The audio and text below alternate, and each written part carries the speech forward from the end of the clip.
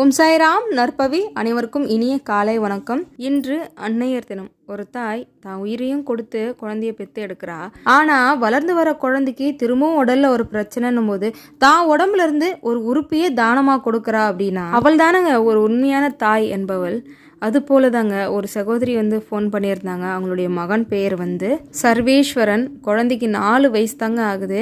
ஆனால் கிட்னியில் ப்ராப்ளமாக டயாலிஸ் பண்ணிக்கிட்டு இருக்காங்க. டாக்டர் வேறு கிட்னி மாற்றியே ஆகணும்னு சொல்லிட்டாங்களாம். இப்போது அந்த குழந்தைக்கு அவங்க அம்மா தாங்க கிட்னி தராங்க.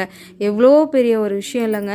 நம்ம எல்லாருமே சேர்த்து வேண்டிப்போங்க. தாயும் சேயும் நல்லா இருக்கணும் முருகா, அந்த குழந்தைக்கு பரிபூர்ணமாக குணமடைஞ்சிடணும் முருகா, அந்த தாயும் நல்லா இருக்கணும், இது போன்ற கஷ்டங்களை திரும்ப திரும்ப கொடுக்காத, எல்லாரும் நல்லா இருக்கணும்னு தானே உங்களை வேண்டுறோம். அப்படி இருக்கும்போது அந்த குழந்தை பரிபூர்ணமாக குணமடையணும், சர்வேஸ்வரன் சகல நன்மையும் பெற்று நீடூழி வாழணும்னு முருகன்கிட்ட எல்லாரும் வேண்டிப்போம்.